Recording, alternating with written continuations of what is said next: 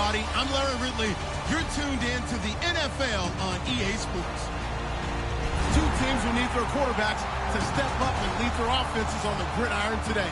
It's Wilson's Seahawks going up against Rodgers' Packers. With that, let's get you up to Green Bay, Wisconsin, where we welcome in our commentators, Brandon Godden and Charles Davis. We're at the oldest continually operating stadium in the NFL as you get a look inside Lambeau Field in Green Bay, Wisconsin.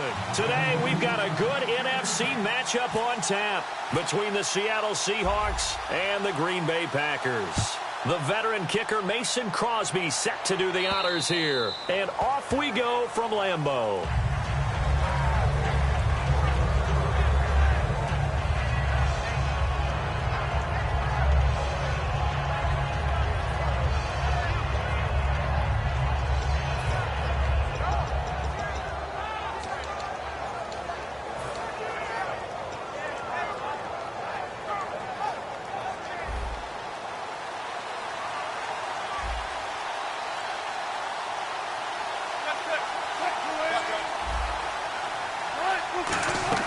Now Wilson on first down.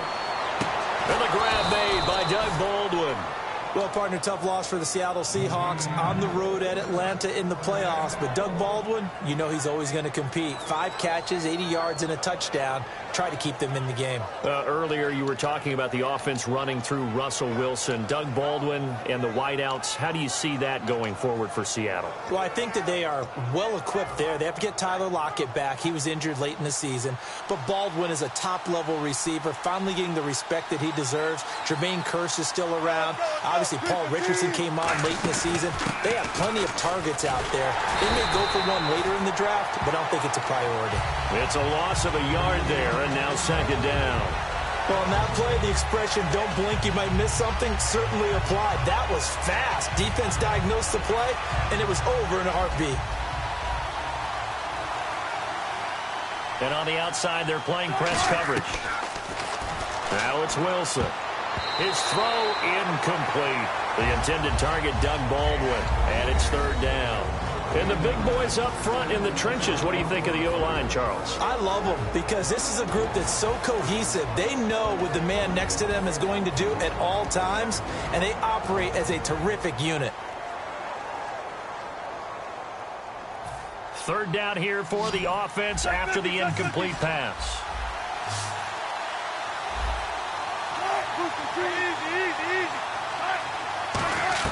On third down, Wilson. And they're going to bring him down. Back across midfield at the 45. The game plan for any defense is finding ways to make a quarterback uncomfortable in the pocket.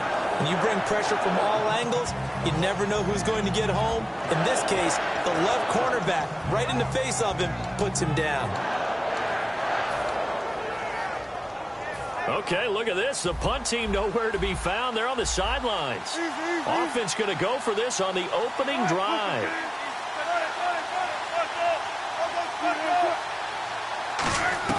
They'll indeed go for it with Wilson. And they hit him as he throws, as this one's going to go straight down to the turf. Incomplete.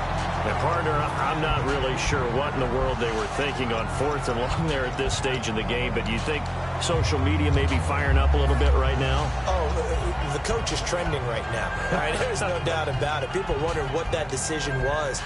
But it takes me back to a number of years ago. A very successful coach in the league had told himself before a playoff game he was going to be aggressive. No matter what, he's going to be aggressive. And he ran his team into some real problems early, and they got upset in that playoff game.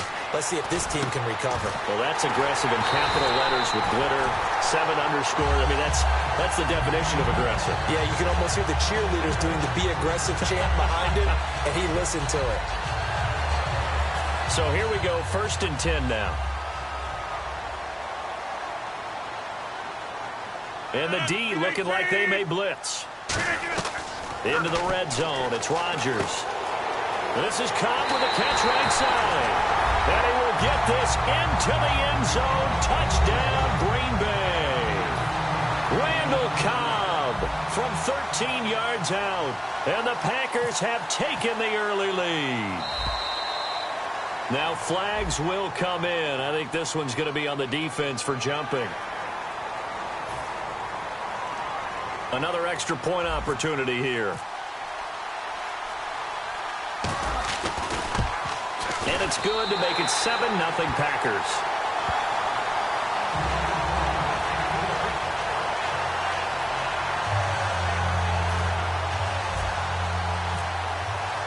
Now after the touchdown, here's Crosby to kick it away. And that'll carry over the back line of the end zone for a touchback. The Seattle now ready to march out of the field. And last time out, went for it on 4th down, turned it over, gave them great field position, turned it to 6 points, so they've got to recover here, Charles. It's amazing what one decision can do in the chain of events, right? The decision to go for it on 4th down. Caused all of that. It caused every bit of it, but it showed confidence. Hey, I've got confidence in you guys. Go pick it up for them. Didn't happen. Also showed confidence in the defense. They didn't pick up their end of the bargain, so now they've got to come back out and start over and rebuild that confidence. And they're able to get this one across the 35. I think that's a big pickup for a 1st down because when you run a drag route against zone, you're sometimes asking for trouble because you might run into a defender. Yeah, well, there they ran into a 1st down, executed it to perfection. Fresh set of downs here.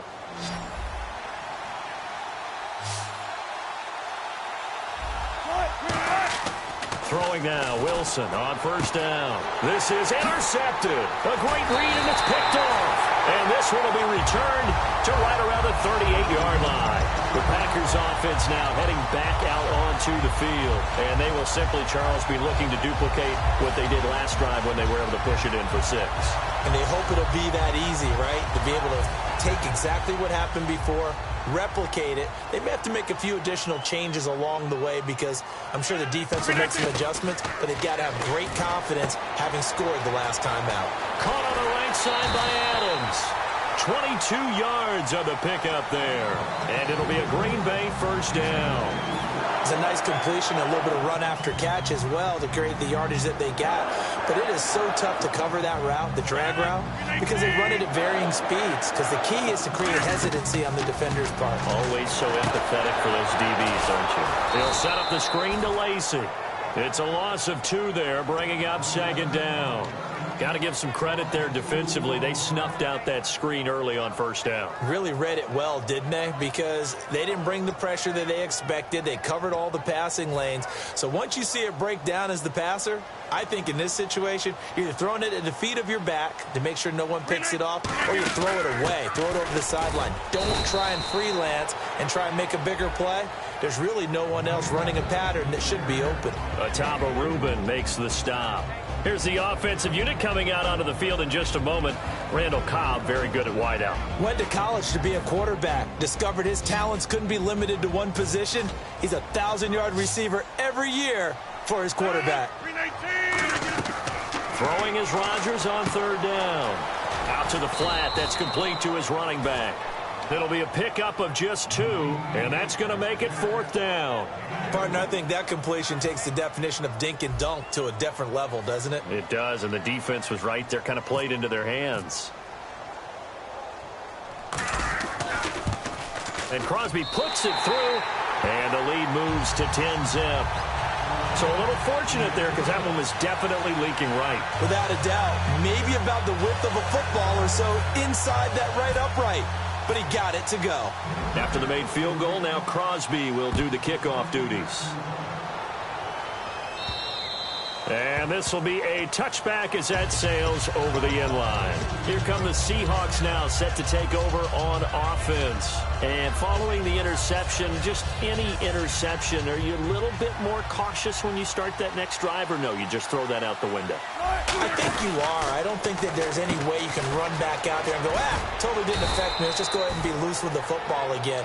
You're going to take care of it, but you have to be careful about being too cautious because now you can't run any offense at all. Still want to attack. We'll see how they attack him here.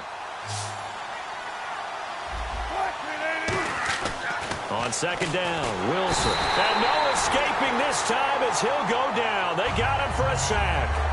Great job defensively. I think he was trying to go through his progressions, find someone to get rid of the football. Before he knew it, he was on his back. So that just brings us right back to what you said in the beginning. A great job defensively. Nowhere to go with the football. That led to the sack. Alongside my broadcast partner, Charles Davis, Brandon Gaudin hits the Seahawks with a football to begin quarter number 2. They're facing a tough spot, 3rd and 8 here to start things out.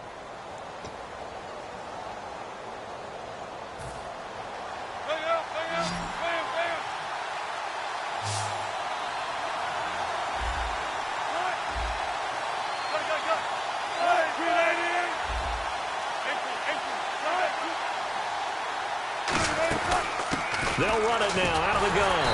And he's going to lose yards. They take him down at the 26. That'll make it 4th down after a loss of 1. There's another example of why they haven't scored any points so far. I think it's time to abandon the run game, spread things out, and go to the air. It certainly can't be any worse than what they've done so far. And a tough ask here. They're going to go for it on 4th down and 9. Here we go on 4th with Wilson. He rifles one that's intercepted. Picked off by Sam Shields. Then they take possession 2 yards away from midfield at the 48-yard line. So that's back-to-back drives where they've thrown an interception. Ordinarily, we look at the offense and say, what's going on with your scheme? Maybe we should look at the defense and just give them a whole lot of credit. They've got them frustrated right now.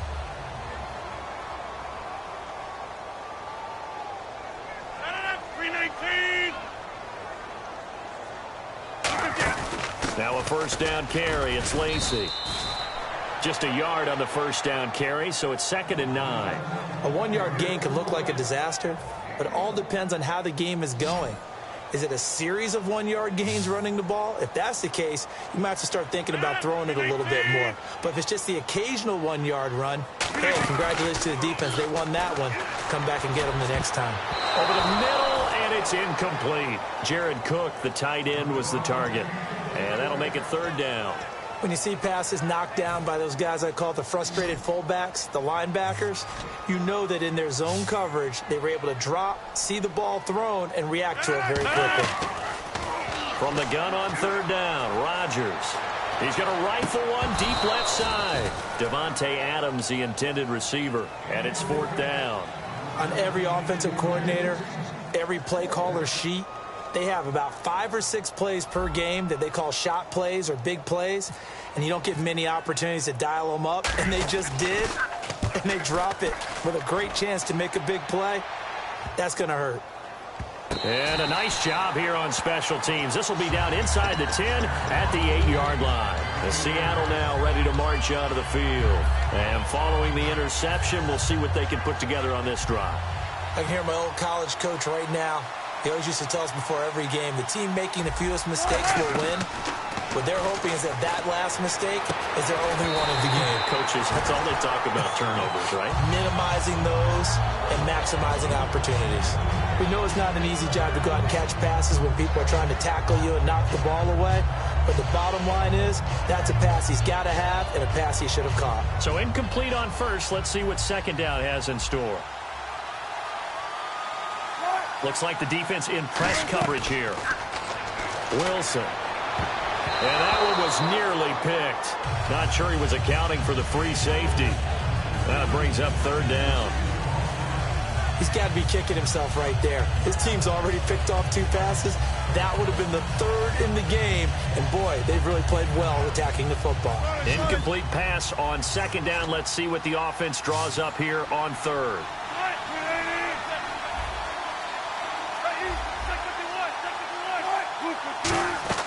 On 3rd down, Wilson. And he'll be hit as he releases it, and that'll fall incomplete. Well, they've had a pretty frustrating first half here offensively, and then just continued there with that incompletion. And definitely frustrating for them, but heartening for the other guys. Those stop troops, they're enjoying things right now. They've made it very difficult for them throughout the half. Whoosh. They'll call that a punt of 59 yards. Tough to do better than that. And the offense will take over with a new set of downs.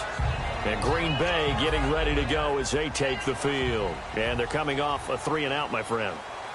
I think they've got to look at that play sheet and go to a spot that they haven't gone before. Time to shake things up a little bit to try and get this offense moving. Okay, so how do you do? A fight for the football, and it's intercepted. A great read, and it's picked off. And his guys are going to get the football at their own 47-yard line. The Seattle now ready to march out of the field. And still no points on the scoreboard. You're coming off of the 3 and out. They're just looking for anything to grab onto right now, aren't they? I'm wondering if someone's going to take charge in the huddle. You know, we always look to the quarterback, but sometimes it's another player on the team, a star, a veteran, someone with some excitement and energy. It's like, all right, guys, let's shake things up and let's go, because they still have an opportunity to make things happen. Shake it off. Gotta go, in and out. Shift together here from the D-line. They start on the ground with Rawls. And taking it across midfield and just shy of the 40. And for Rawls in his 2 playoff games, Charles, it was yin and yang. He had 164 yards in the wild card win over Detroit, but those numbers crashed down to earth against Atlanta. 11 carries, just 34 yards. And it was that kind of a year for Thomas Rawls. Remember, he started the season injured. And the ball is knocked out, and the Packers pick it up. And they will take over at the 29-yard line. And Green Bay getting ready to go as they take the field. And last time wasn't pretty. 1 play and an interception. We'll see if they can do better. I want to see if they want to go ahead and throw the ball again now on this drive after what happened on the last one. Throw it on the first play. Give the quarterback some confidence. See what happens. He's going to look deep down the field. It's caught inside the 25. It's a big play there for Green Bay.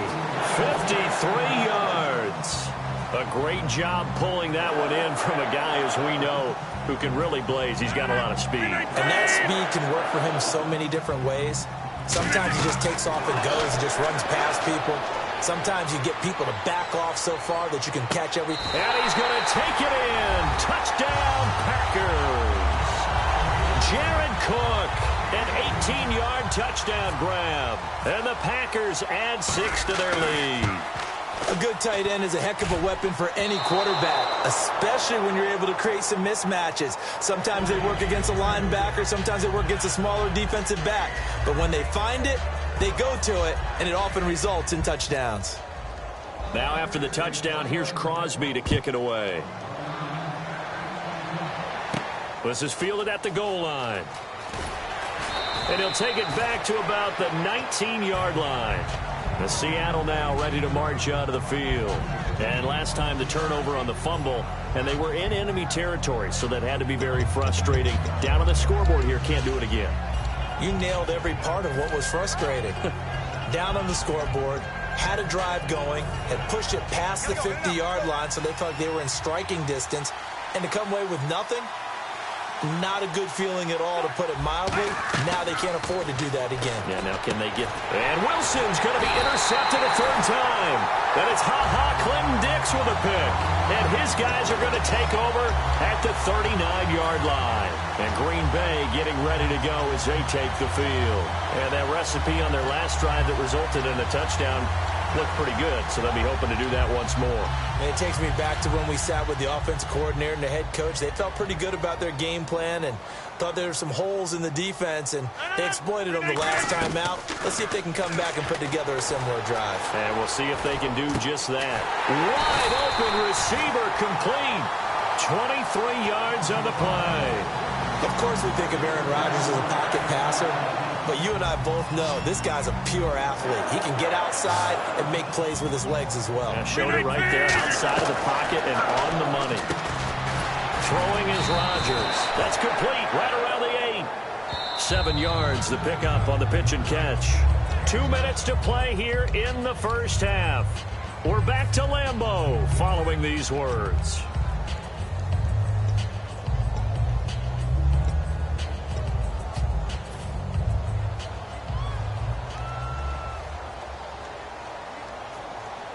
And the D-line pinching together must be expecting the run. They'll run it now out of the gun. And they'll get him down here at about the 5-yard line. Call it a gain of 3, but not enough to move the sticks. It'll be 3rd and about a foot or 2. Well, I think we know by now that every run is not going to be broken and get all the way to the end zone. But these short ones still have their value. You can still set up the play action and throw the football. You control the clock because you have the ball and they don't. And often the physicality sets the tempo for the game. And now the Seahawks are going to take a timeout here on defense. It's just their first, so they'll have 2 remaining here before we get to halftime. Now the defense definitely showing blitz here. They'll try to pound it in with Lacey. It'll be a 3-yard pickup, and it brings up 2nd and goal. And now the Seahawks are going to call another timeout. So that means they're down to 1 remaining here as we head toward halftime.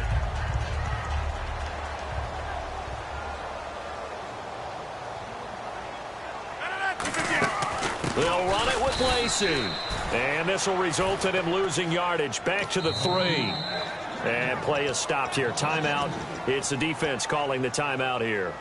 And with halftime on the horizon, they'll be out of timeouts from here forward. From the 3-yard line once more. Now here's 3rd and goal. They come out here in the I.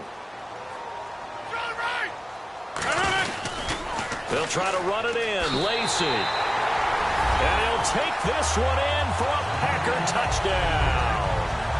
Eddie Lacey taking it in from 2 yards out. And the Packers add on to their lead.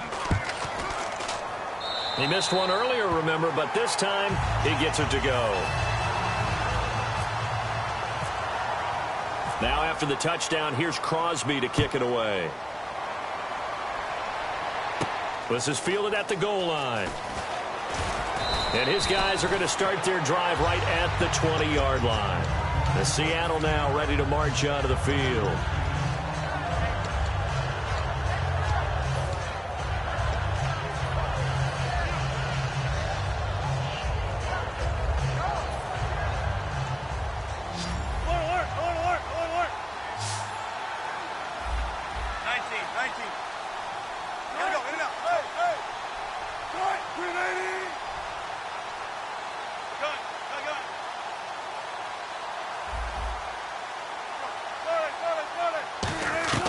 Trying to shake off the interception from the last drive. He'll look to throw. Okay, partner, you ready for Brandon's off-the-wall stat question of the week here?